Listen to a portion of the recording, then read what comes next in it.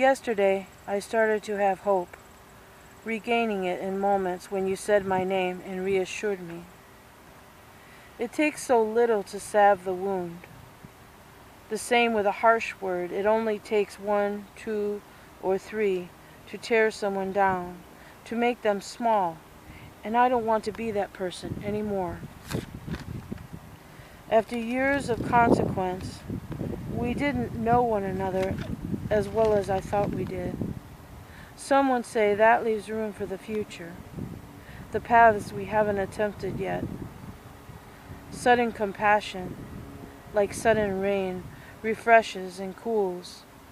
Or do we say kindnesses warm and envelop and protect us from the storms? Our mixed metaphors, our M.O.